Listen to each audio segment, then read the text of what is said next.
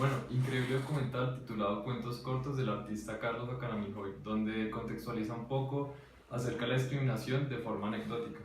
Sí, tienes razón, este es un documental muy sencillo, pero muy valioso. En este momento nos estamos conectando con la comentarista María Álvarez, que nos acompaña desde Medellín. María, buenos días, ¿cómo estás? Buenos días, Santiago y Daniela. Muchas gracias por recibirme en su programa. Muy bien, ¿y ustedes? Bien, muchas gracias. Muy contentos de tenerla, ya que queríamos discutir el documental de cuentos cortos, que usted muy bien conoce. ¿Qué sensaciones le genera este documental? Al principio los actos de discriminación me generan mucha rabia, sobre todo por la insensibilidad de las personas.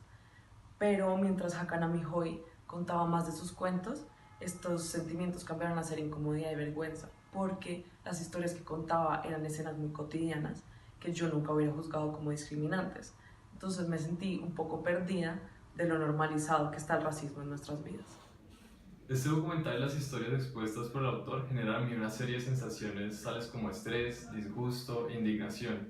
Esto debido a que tales escenarios de discriminación son vigentes y se pueden encontrar el día a día con gran frecuencia, lo cual me parece sorprendente. De igual forma, luego de una corta reflexión, surgieron sentimientos de culpa y remordimiento relacionados a los actos de discriminación que permanecen en nuestra sociedad y de los cuales hacemos parte, ya sea como ente discriminador o simplemente un observador que valida estos comportamientos con la simple indiferencia. Estoy de acuerdo con lo que comentaron, ya que este documental también me provocó sentimientos de frustración, rabia e incluso malestar. En general, pienso que todos experimentamos una serie de sensaciones negativas similares al ver el documental, ya que compartimos los mismos valores y hacemos parte de una misma sociedad con ideales concretos. Además, los tres tenemos la misma edad, lo cual significa que hemos estado expuestos a un mismo contexto histórico, lo cual puede moldear de la misma forma nuestras experiencias personales. Ahora bien, diferimos en un punto en específico. A diferencia de ustedes, a mí no me sorprende el contenido discriminatorio que evidencia el documental. Me parece que el rechazo frente a los indígenas es muy común y se presenta de manera cotidiana en nuestra sociedad. Esto posiblemente se debe a que yo, personalmente, conozco la situación de vulnerabilidad de los Embera que han sido desplazados y habitan hoy en día en Bogotá. Un muy buen amigo de mi abuela tiene un refugio para personas sin hogar y me ha contado historias sobre estos indígenas, lo cual probablemente me ha hecho más consciente sobre el tema y tiendo a notar más a estas personas en la calle y el trato que reciben, ya sea de agresividad o indiferencia. E incluso trato de ayudarlos, comprándoles enlatados para comer o pañales cuando veo a una madre con su hijo, siempre que me es posible. Pero bueno, pasemos al siguiente punto de discusión. La segunda pregunta es si ustedes de alguna manera se han sentido implicados en algo de lo que cuenta el video. Pues claro que sí, obviamente no he participado en actos de violencia física en contra de los indios, como en los primeros cuentos, pero yo, por ejemplo, sí uso la frase que indio de manera despectiva, o he tenido contacto con ellos como en modo espectáculo, ellos bailando y con sus plumas como para entretener, y eso no promueve valorizar su cultura. Es un video muy difícil de ver porque implica aceptar que uno hace parte de un racismo constantemente y que aún sin intención uno está violentando a otras personas de manera natural.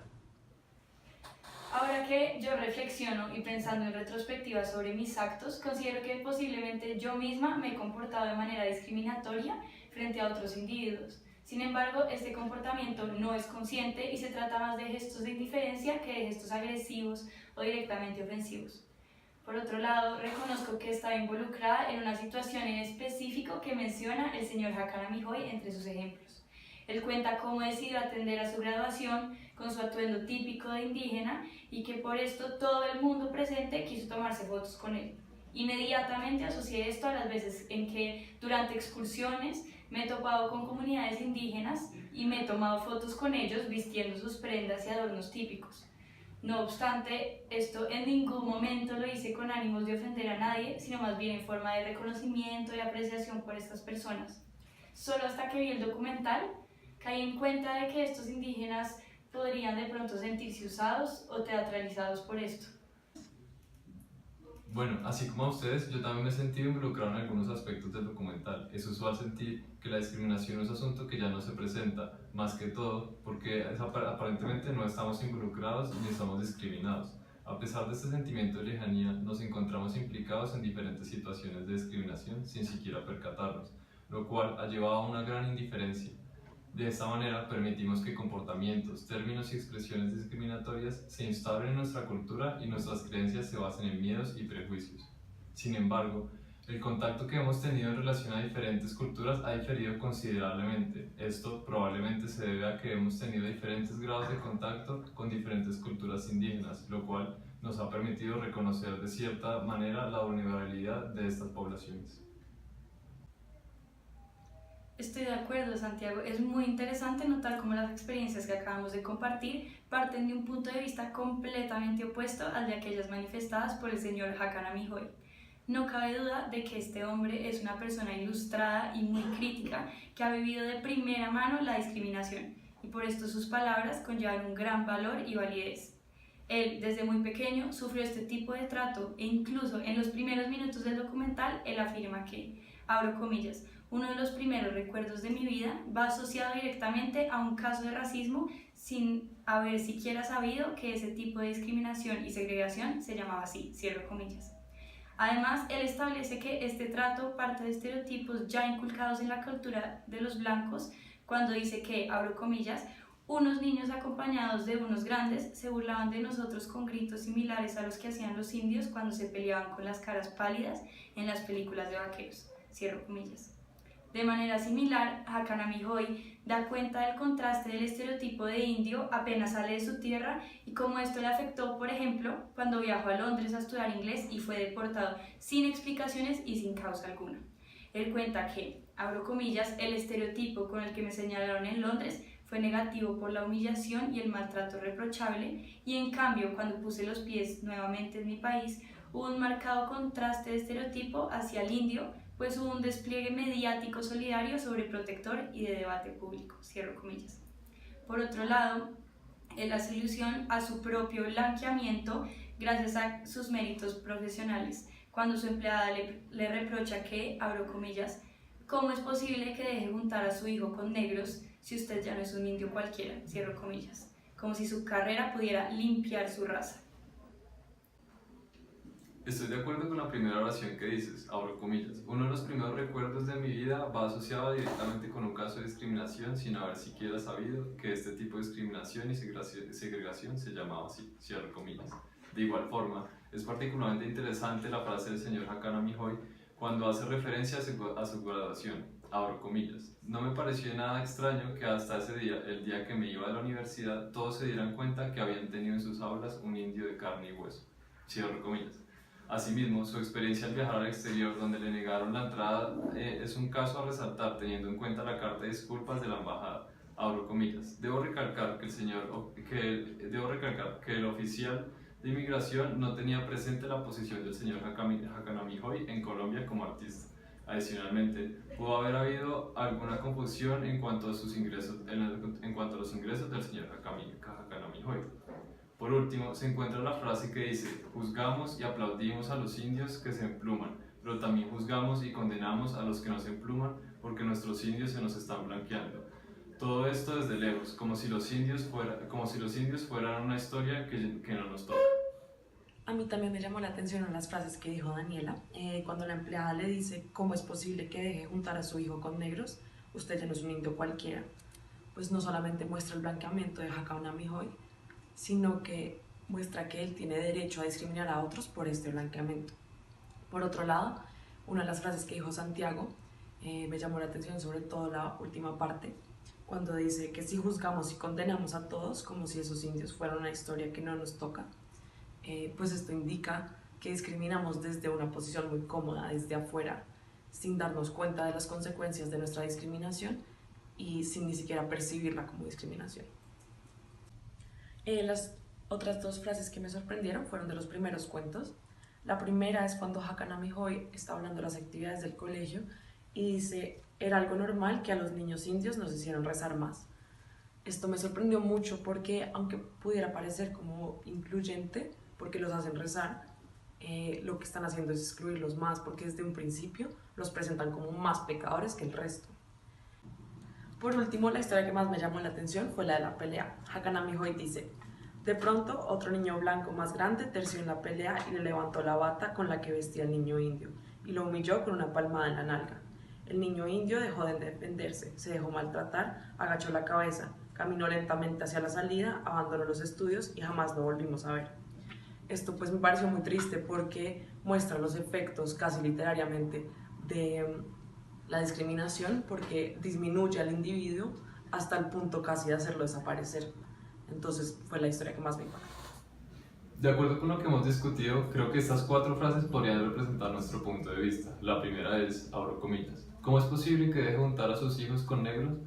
Usted ya no es un indio cualquiera. Esta frase hace referencia al blanqueamiento de Hakanami-Hoy, sus nuevos derechos y estatus que deben ser mantenidos. La segunda, abro comillas, juzgamos y aplaudimos a los indios que se empluman, pero también juzgamos y condenamos a los que no se empluman porque nuestros indios se nos están blanqueando.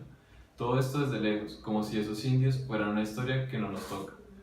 La tercera, abro comillas, debo recalcar que el oficial de migración no tenía presente la posición del señor Hakanami-Hoy en Colombia como artista. Adicionalmente, pudo haber habido alguna confusión en cuanto a los ingresos del señor Hakanami-Hoy. Cierro comillas.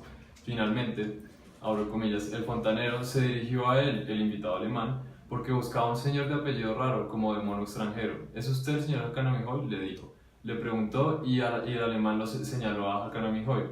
Lo siento, lo hubiera confundido como un obrero, dijo el fontanero. ¿Ustedes qué opinan? Estoy de acuerdo, Santiago. Estas frases logran ilustrar nuestra percepción sobre el tema claramente. Sin embargo, debemos tomarnos una pausa y pasaremos a los cortes comerciales. Nos vemos en breve. Nos vemos. Frutiño sabor a frutos rojos. ¡Vamos a la playa! ¡Eso está muy lejos! ¡Con este calor! ¡Mijitos! Tranquilos, yo les puedo ayudar. Para llegar muy lejos hay que entrenar duro. ¿Quieren entrenar conmigo? Les tengo una sorpresa. El nuevo Frutiño sabor a frutos rojos. ¡Frutiño, frutos rojos! Bienvenidos de vuelta a la sección de actualidad de nuestro programa El Pueblo Quiere Saber. Ya hemos presentado el documental de Hakanami-Hoy, en el que expone varias situaciones de racismo y hemos comentado nuestras percepciones acerca de este. Ahora queremos ahondar en este tema a partir de los textos de Frantz Fanon y Judith Butler. María, tengo entendido que has estudiado rigurosamente los trabajos de estos autores que toman temas de discriminación. ¿Estoy en lo correcto? Sí, Daniela, durante mi carrera he dedicado una cantidad importante de tiempo para estudiar al autor y sus posiciones sobre la discriminación. Uno de los textos más apropiados para la discusión es el de Piel Negra, Máscaras Blancas, que fue publicado en 1952. El capítulo que vamos a tratar es el número 4, que se titula El negro y la psicopatología. En primer lugar, cabe aclarar que este video nos permite comprender la realidad de la discriminación del indio. Sin embargo, el señor Hakanami-Hoy está en una posición interesante, ya que ha accedido al mundo de los blancos. Debido a su éxito como artista, Hakanami-Hoy tiene una situación económica buena y se relaciona con personas de alto nivel. Tal como asegura la empleada en una de las citas que escogimos, él es ahora un indio distinguido. Esto pareciera entonces permitir un escape de su condición de indio. Sin embargo, Hakanami-Hoy logra identificar que el blanqueamiento no es total. Aun con su estatus como artista en Colombia, lo retiene en el aeropuerto, es decir, ante los ingleses se le recuerda su condición de indio. Esto se parece a lo que dice Fanon en su texto. El negro se da cuenta de la realidad de muchas de las preposiciones que había hecho suyas con referencia a la actitud subjetiva del blanco. Comienza entonces su verdadero aprendizaje, y la realidad se revela extraordinariamente resistente. Pero, nos dirán, no hace sino describir un fenómeno universal, siendo el criterio de la virilidad justamente la adaptación a lo social. Respondemos entonces que esta crítica conduce a la falsedad, porque hemos demostrado precisamente que, para el negro, hay un mito que afrontar, un mito sólidamente anclado. El negro lo ignora durante todo el tiempo que en su existencia se desarrolla en medio de los suyos, pero a la primera mirada blanca siente el peso de su melanina. La situación de Hakanami-Hoy es un poco diferente, ya que él no vive aislado de los blancos por su estatus como artista. Sin embargo, esto funciona como su realidad cotidiana. Apenas intenta salir de esta a una sociedad diferente, se resalta de nuevo su condición de indio. Entonces, él, por su actitud subjetiva de blanco, se cree que tiene derecho a entrar a Inglaterra. Sin embargo, apenas llegas, la realidad lo frena y se tiene que enfrentar al mito de que el indio es pobre y que no puede entrar a un país como este. Claro, María, esto que acabas de decir es muy cierto. El blanqueamiento nunca es total. La otra opción que Fano identifica para las personas discriminadas es la de encajar en los modelos que se han creado para esta. En el caso de Hakanami Hoy, los indios se empluman. De acuerdo con Fano, abro comillas, el negro en la medida en la que se queda en su tierra cumple más o menos el destino del pequeño blanco. Pero en cuanto vaya a Europa tendrá que repensar su suerte. Porque el negro en Francia, en su país, se sentirá diferente de los demás. Se dice muy pronto, el negro se inferioriza. La verdad es que se le inferioriza. El joven antillano es un francés llamado en todo momento a vivir con sus compatriotas blancos, pero la familia antillana no tiene participación ni ninguna relación con las estructuras nacionales, es decir, Francia-Europa. El antillano debe entonces elegir entre su familia y la sociedad europea. Dicho de otra forma, el individuo que asciende hacia las sociedades tiende a rechazar las familias en un plano de lo imaginario. Sí, retomando lo que ya han dicho, estas dos salidas que presenta Fanon para el discriminado se relacionan con una idea importante de Butler. Ella, discutiendo sobre la vida digna de duelo, dice lo siguiente. Por supuesto, estos argumentos no abordan aún directamente la cuestión de saber en qué condiciones la vida precaria tiene derecho a la protección y en qué otras condiciones no lo tiene. Una manera convencional de plantear este problema en el marco de la filosofía moral es preguntar a quién decide y sobre qué base se toma la decisión. Pero tal vez haya otra serie de preguntas más fundamentales que plantear, como, por ejemplo, ¿en qué punto surge la decisión como acto relevante, apropiado u obligatorio? ¿A quién es quien decide y qué patrones se siguen a la hora de tomar una decisión? Pero también está la decisión sobre el alcance apropiado de la toma de decisión como tal. La decisión de alargar la vida a los humanos o a los animales y la decisión de recortar la vida son ambas particularmente controvertidas, sobre todo porque no existe consenso sobre cuándo y dónde debería entrar en escena la decisión. Hasta qué punto y con qué esfuerzo y coste podemos alargar la vida a los ancianos o a los enfermos terminales. Junto a los argumentos religiosos, según los cuales no está en poder de los humanos tomar decisiones, hay otras posturas basadas en un análisis de coste-beneficio, según las cuales existen límites financieros a nuestra capacidad de alargar una vida mucho menos vivible.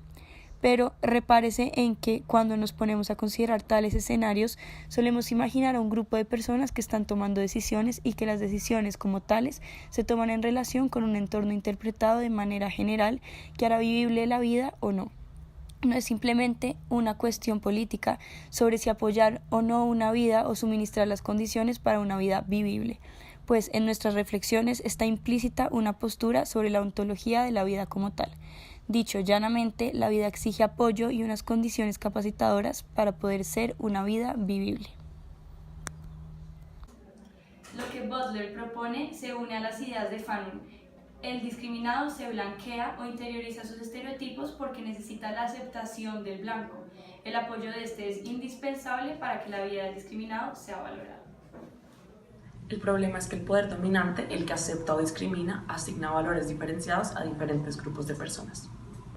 Mientras que la mayoría de las posturas derivadas de los relatos espinocistas de la persistencia corporal recalcan el deseo productivo del cuerpo, hemos encontrado ya nosotros un relato espinosista de la vulnerabilidad corporal o considerado sus implicaciones políticas. El conatus puede verse socavado, y de hecho se ve por muchas fuentes. Con los demás nos hallamos vinculados no solo mediante redes de conexión libidinal, sino también mediante modos de dependencia y proximidad no deseados, que pueden perfectamente entrañar unas consecuencias psíquicas ambivalentes, entre ellas vínculos de agresión y de deseo. Más aún, esta condición generalizada de precariedad y dependencia se encuentra explotada y deslegitimada en formaciones políticas concretas. Ninguna cantidad concreta de voluntad o de riqueza puede eliminar las posibilidades de enfermedad o accidente para un cuerpo vivo, si bien ambas cosas pueden movilizarse al servicio de tan ilusión. Estos riesgos, que están incorporados en la concepción misma de la vida corporal, se consideran a la vez finitos y precarios, lo que implica que el cuerpo está siempre a merced de unos modos sociales y ambientales que limitan su autonomía individual. La condición de precariedad compartida implica que el cuerpo está constitutivamente social e interdependiente, concepción claramente confirmada de diferentes maneras tanto por Hobbes como por Hegel.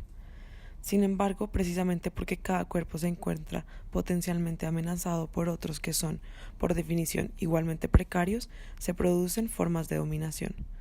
Esta máxima hegeliana adopta unos significados concretos en las condiciones bélicas contemporáneas. La condición de la precariedad compartida conduce no al reconocimiento recíproco, sino a la explicación específica de poblaciones marcadas, de vidas que no son del todo vidas, que están modeladas como destructibles y no merecedoras de ser lloradas. Tales poblaciones son perdibles o pueden ser desposeídas precisamente por estar enmarcadas ya como perdidas o desahuciadas. Están modeladas como amenazas a la vida humana tal, y como nosotros las conocemos, en vez de como poblaciones vivas necesitadas de protección contra la ilegítima violencia estatal, el hambre o las pandemias. Por eso, cuando tales vidas se pierden, no son objetos de duelo, pues en la retorcida lógica que racionaliza su muerte, la pérdida de tales poblaciones se considera necesaria para proteger las vidas de los vivos. El poder dominante asigna el nivel de precariedad según le convenga para maximizar su vitalidad. El discriminado tiene que hacer todo lo posible para entrar en el grupo de los privilegiados y que aprehendan su vida como una vida digna. De lo contrario, la considerarían casi desechable. Esta es la amenaza del racismo, que es la que impulsa las dos posibilidades que presenta Fanon. Así se moldea una psicología de la colonialidad. El problema que presentan los dos autores y el video de Hakan Amijoy es cómo descolonizar la psicología. Este trabajo intenta reorientar la política de la izquierda hacia una consideración de la precariedad como sitio real y prometedor para el intercambio coalicional. Para que las poblaciones se vuelvan susceptibles de ser lloradas, no es necesario conocer la singularidad de cada persona que está en peligro o que seguramente ya lo ha estado. Lo que queremos decir es que la política necesita comprender la precariedad como una condición compartida y la precariedad como la condición políticamente inducida que negaría una igual exposición mediante una distribución radicalmente desigual de la riqueza y unas maneras diferenciales de exponer a ciertas poblaciones conceptualizadas desde el punto de vista racial y nacional a una mayor violencia. El reconocimiento de la precariedad compartida introduce unos fuertes compromisos normativos de igualdad e invita a una universalización más enérgica de los derechos que intente abordar las necesidades humanas básicas de alimentación, cobijo y demás condiciones para poder persistir y prosperar. Podríamos sentirnos tentados a llamar materiales a estas necesidades, y seguramente lo sean, pero una vez que reconozcamos que estos marcos mediante los cuales se afirman o niegan tales necesidades hacen posibles las prácticas de la guerra, tendremos que concluir que los marcos de la guerra forman parte de lo que constituye la materialidad de la guerra. Así como la materia de los cuerpos no puede aparecer sin una forma conformadora y animadora, tampoco la materia de la guerra puede aparecer sin condicionar y facilitar la forma o el marco. La utilización de cámaras, no solo o para la grabación y la distribución de imágenes de tortura, sino también como parte del aparato mismo del bombardeo, deja bien claro que las representaciones mediáticas ya se han convertido en modos de conducta militar. Así, no hay manera de separar en las condiciones históricas actuales la realidad material de la guerra de los regímenes representacionales mediante los cuales opera y que racionalizan su propio funcionamiento. Las realidades perceptuales producidas mediante tales marcos no conducen precisamente a la política bélica, como tampoco tales políticas crean unilateralmente marcos de percepción. La percepción y la política no son más que dos modalidades del mismo proceso por cual el estatus ontológico de una determinada población se ve comprometido y suspendido. Esto no es lo mismo que una vida al desnudo, puesto que las vidas en cuestión no están moldeadas fuera de la polis, en un estado de exposición radical, sino que están vinculadas y constreñidas por relaciones de poder en una situación de exposición forzosa. No es la retirada de la ley o la ausencia de ésta lo que produce precariedad, sino los efectos mismos de la ilegítima coacción legal o el ejercicio del poder estatal liberado de los condicionamientos de toda ley. Según lo anterior, Butler propone replantear nuestros marcos, los que dejan afuera a ciertas personas, es decir, a los que discriminan. Este fue precisamente el ejercicio que hicimos nosotros al ver el video de Hakan Amijoy. Nuestros marcos de valores fueron cuestionados al darnos cuenta que somos partícipes del racismo. Esto nos obliga entonces a replantear nuestras acciones de forma de que podamos ser menos violentos hacia estos individuos. Fanon propone algo parecido. El problema de los negros no se resuelve en el problema de los negros que viven entre los blancos, sino más bien en lo de los negros que viven explotados, esclavizados, despreciados por una sociedad capitalista, colonialista, accidentalmente blanca. Fanon insiste en la necesidad de cambiar la mitología creada por el colonizado, es decir, de cambiar la forma en la que se piensan a los discriminados. Incluso concuerda con Butler al respecto con la siguiente cita. El problema no es meramente cómo incluir a más personas dentro de la norma ya existente, sino considerar cómo las normas ya existentes asignan reconocimiento de manera diferente, a qué nuevas normas son posibles y cómo son producidas, qué podría hacerse para producir una serie más igualitaria de las condiciones de reconocibilidad, en otras palabras, qué podría hacerse para cambiar los términos mismos de la reconocibilidad con el fin de producir unos resultados más radicalmente democráticos. Los autores concuerdan en que no es cuestión de aceptar al negro dentro del blanco, de ver cómo incluir a los otros en las normas que ya existen. Lo que es necesario son nuevas normas más incluyentes, nuevos mitos no creados desde afuera, sino desde la perspectiva de los que estos implican. Me parece importante mencionar que no es simplemente cuestión de cambiar los marcos de los blancos, pues los negros y los indios ya tienen estos marcos interiorizados. Ellos tienen que romper con estas estructuras internas. Esto se nota en las reflexiones de Hakanami Hoy, cuando dice: juzgamos y aplaudimos a los indios que se empluman, pero también juzgamos y condenamos a los que no se empluman porque nuestros indios se están blanqueando. Él pone en duda qué tan positivos son los dos caminos identificados por Fanon para mejorar la vida de los discriminados. Él hace algo que se puede relacionar con algo que propone Fanon. Se comprende por qué Sartre ve en la toma de posición marxista de los poetas negros el fin lógico de la negritud. He aquí en efecto lo que ocurre. Como me doy cuenta de que el negro es símbolo del pecado, me dedico a odiar al negro.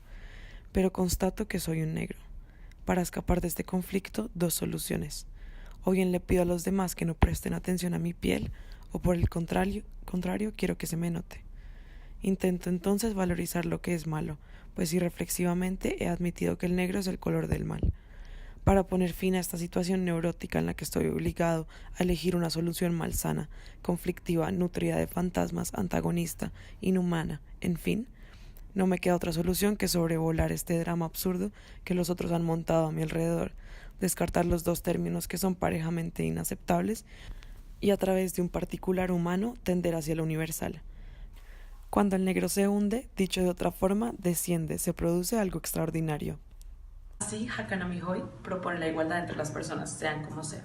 Por eso está vestido tanto con traje como con plumas e insiste que la vida somos todos.